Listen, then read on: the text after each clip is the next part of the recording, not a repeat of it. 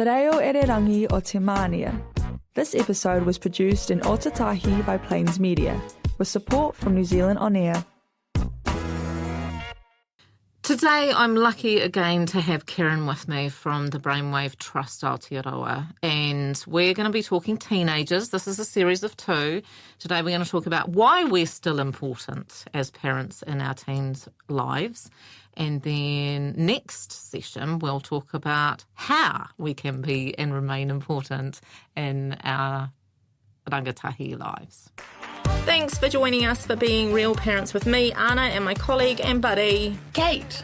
We work in the parenting space. And it's here where we'll talk about our worlds as parents, the good, the not so good, and the hilarious, and mix this with what we know about behaviour and psychology. Kia ora, Keryn. Kia ora, Anna. Good to be back. So lovely to have you back with me and here. I'm excited for this, as a mama and also as a practitioner as well. Cool. Tell me about where the Brainwave Trust is at the moment. Like, how can people be supporting you guys? People can check out our website. From there they could book workshops for groups that they're involved in, community groups or professional groups. They're also most welcome to donate, and there's a donate button on our website as well.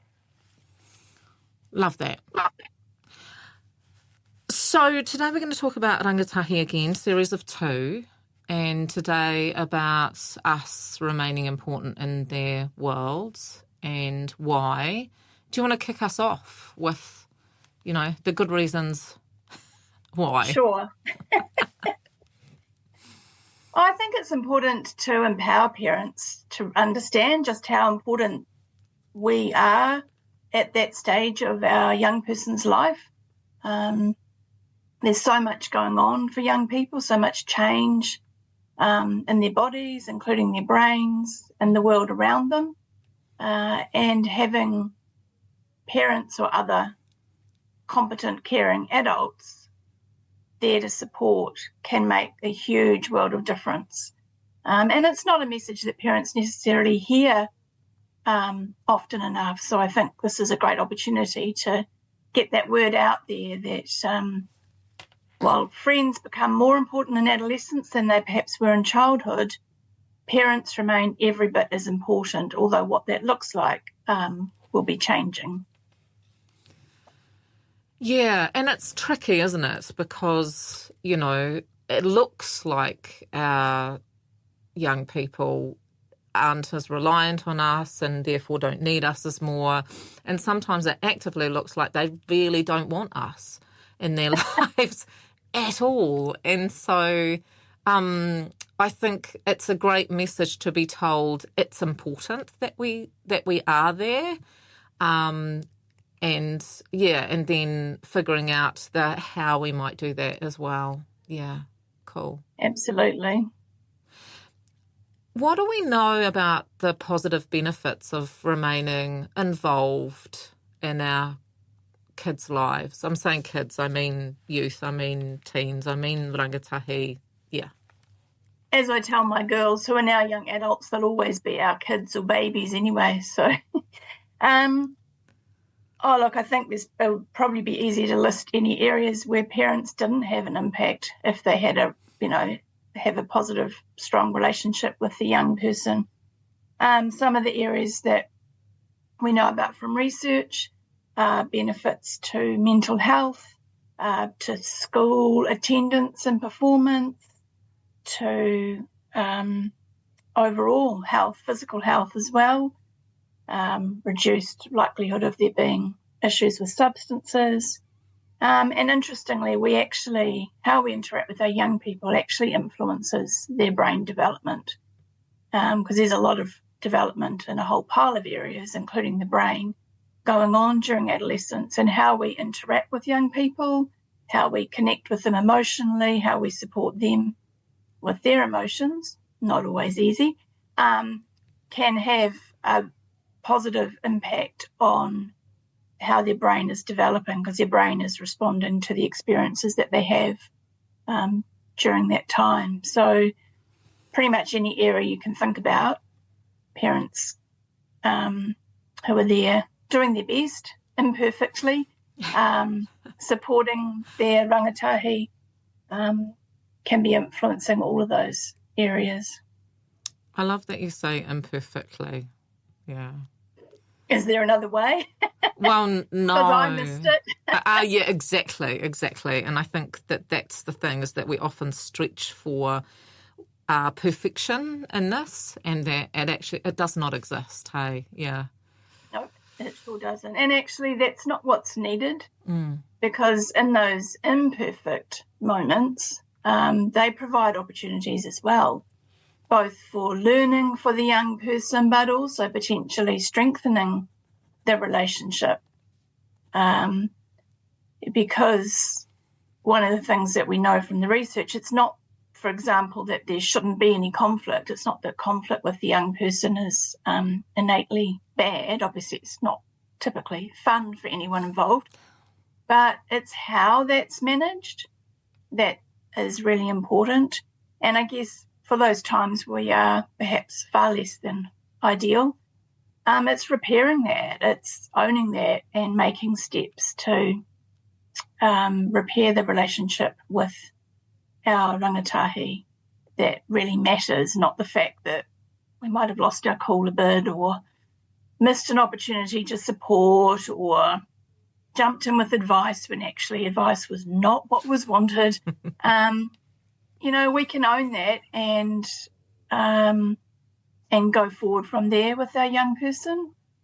It's a nice way to think about it, isn't it, in terms of our interactions with our young people, and when things go pear-shaped, recognising what is it we want them to learn from this. Yeah. And it's important to realise just how much they can learn from us, for good and not so good, actually, like no pressure. But, there's so much learning for them, including the sort of social and emotional development that's happening at that time. They're often dealing with bigger range of emotions that they're not yet reliably able to manage well. So if we can be a bit of a stable place for them, then that can help. But also how we manage our own emotions, our range of emotions, provides a role model for our young people too. Nice. So it's important that the range of emotions can be expressed by both the adult and the rangatahi. You're listening to Being Real Parents on Plains Media, broadcasting on 96.9 FM, streaming live and available as a podcast on plains.org.nz. Yes, a range of emotions. Yeah. So important. Yeah, absolutely. For all of us, and recognising that they're all okay. Yeah, when they're handled and managed and supported in healthy ways. Yeah. And I think as we're talking about parents needing to maintain a positive relationship and supportive relationship with the young person, a danger in that is it could be interpreted as everything's got to be all, peachy keen and look smooth on the surface, and that's not what we're saying. So it's not about maintaining a positive relationship by dampening down all those trickier, harder to manage, kind of less pleasant feelings that we all have. It's not having them all out all the time either. Yeah. But it's trying to have a balance but all of them being able to be expressed, happiness and joy and excitement, as well as, acknowledging our young person's disappointments or heartbreaks or whatever's going on for them. Nice. The impacts, as you talked about, for our young people in terms of us retaining our relationship with them are massive. Why is that? Oh, that's a huge question. Look, one of the things, science doesn't tend to agree with itself too much. There's always different opinions on any given topic, but if there's sort of one thing that seems to be pretty universally agreed to throughout the research, whether it's from the time our children are born through, adolescence, it's having those strong, loving relationships are a key protective factor that can help our, in this instance, rangatahi to thrive, and can also be a buffer for those who are facing or have faced adversity. So it's over and over again, it's shown that is one of the key things that can help young people. And I mean, sometimes for various reasons, parents might not be in a position to provide that support in the way that the young person needs. So it's also important that other adults, whether that's within or beyond the whānau, can step in and meet those needs for the young person. I say particularly if they have experienced adversity. All young people need that kind of support, but some need it even more than others if they've had to face additional challenges. Is it because the relationship, when it's nurturing and supportive, allows our young people's life to be and feel safe? Yeah, I think that's a big part of it. That the parent can be, like the secure base for the young person to go out from, test their limits, try out, work out their identity, try new interests, figure out who they are, perhaps which bits of their upbringing, their family's values and practices and things they wish to continue, and which areas might not be the great fit for them, and they have different views and things and see themselves in different ways. But having that sort of secure base makes it more likely that young people can navigate that time in healthy ways and come through that successfully. Having said that, and for parents listening, having a strong positive relationship is hugely beneficial for young people, but it's not a guarantee. And young people, for various reasons, whether it's their own genetics, other experiences, wider social influences, can still lead for challenges for many of our rangatahi.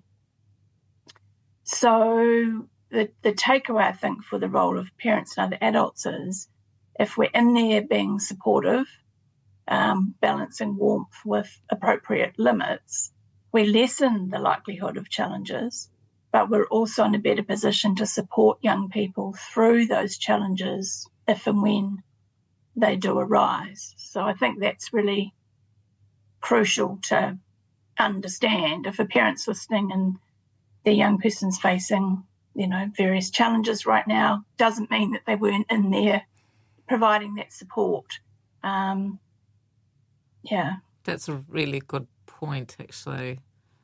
I was just thinking through my own parenting experiences and realising that our children, young people, just like us, make mistakes, take too great a risks sometimes, and allowing them to come back to us to figure that out is, really important. But also, there's something really special about that as parents too, hey? Definitely. And I think it's worth remembering that while the friendship, the peer group, assumes more importance as they go through adolescence, there's, that's important, and there's a lot of learning and hopefully a lot of fun and stuff that can happen there. We don't want our young people just learning from other young people who are also figuring it out for themselves, that they need those of us who've been around a bit longer and hopefully gained some wisdom from the increasing number of candles on our birthday cakes to have that different perspective, as well as what they are hopefully learning in positive ways from the young people in their lives.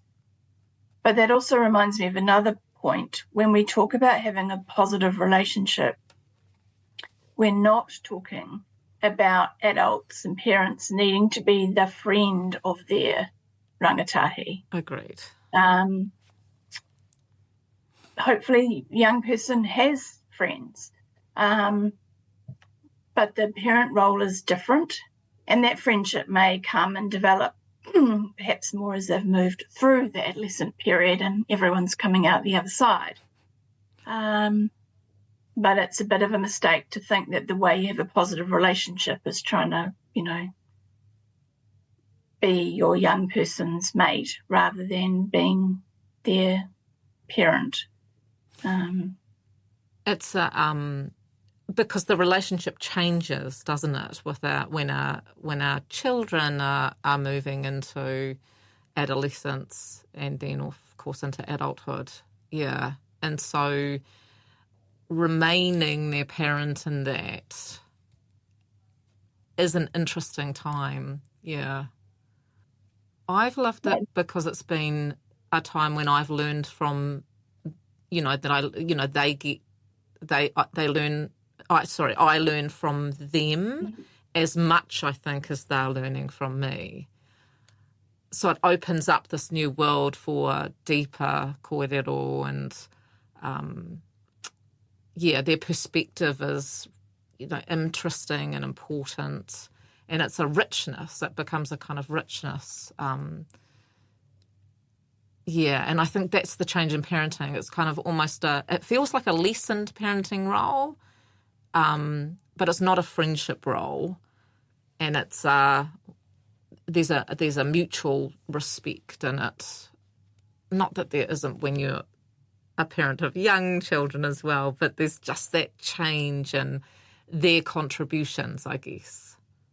Yeah, and I think the role isn't lessened, but it does need to look different. And it's going to change over that time as well, which is, I don't know, one of the joys and one of the challenges, that how much, young people are searching for more autonomy, but often they're wanting that autonomy before they're actually ready to safely make use of it. So that's perhaps where some of the clear limits and boundaries might come in around, and I'm talking about issues of safety. Yes. I'm not talking about damp towels on the bedroom floor. So, if you've lost your rag over that, then you'll be in very good company. But it's constantly changing, which is challenging when we've got other things going on in our lives as parents as well. But on its good days, there's kind of nothing better than having those interesting conversations with your young people and being really open to their perspective and maybe quite different from your own, and you might agree to disagree on some things, but I personally love the energy of having young people around and the different approaches to things that they can bring. Agreed. I had a magic moment the other day when my 20-year-old rang me up and said, "Mum, can I have your advice?" And I was like, hold the line. Just let me savour and bathe in this moment. Yeah, those moments are pretty priceless, aren't they? It doesn't happen very often. But, and it hadn't happened for very long. And then she goes, "Mum, can I start now?" I goes, yeah, I'm ready. Oh, I love it. You said earlier about how the interactions support young people and support brain development. Tell me more about those interactions, because that might support us to kind of get that feel for the parenting role as our tamariki move into adolescence and beyond. One of the things that the research shows us is that balance of the warmth and the limits, that both are needed for our young children, and then both are needed in different forms in adolescence. And I guess that just provides the scaffolding for the young person to be able to learn from the interactions with us, but then perhaps also sometimes process their other experiences in relation to us or with our support, that for the times when they do listen, but even sometimes when they seem not to. Parents might be surprised when they come out the other side to hear from the young person what things actually did resonate, what was helpful at the time, what messages they did take on board. I personally find it quite interesting when I hear myself echoed through one of my daughter's mouths. I'm like, okay, you were listening. That we're an important support for them as they're going through all those other changes. Because like I said, actually, it's not just their bodies, it's the external world as well. Like they might be going to a new school, a bigger school, there may be more academic pressure, they might be looking at part-time work, learning to drive, thinking about what their future might look like. Those are really big things. And they all come in, kind of fairly quick succession, right when bodies and brains are changing in a myriad of ways. So if we can largely provide a supportive, kind of stable place to come back to, I think that, just as a solid foundation for the young person to build on. And also one of the areas I didn't mention before that can be influenced is the young person's other relationships, like the kind of relationship they have with their parents influences their own friendships and potential future relationships as well. So I think that's worth bearing in mind. What sort of relationship would we be happy to see our young person in the future, and what are they learning about us that might help in that regard, or what's going on that maybe we need to think about and tweak a little bit, because we wouldn't want to see somebody else treat our precious rangatahi in that way. Nice. I'm hearing from you that we are a safe base for our young people to explore from and then come back to, and that our parenting style needs to be supportive but also have boundaries in place.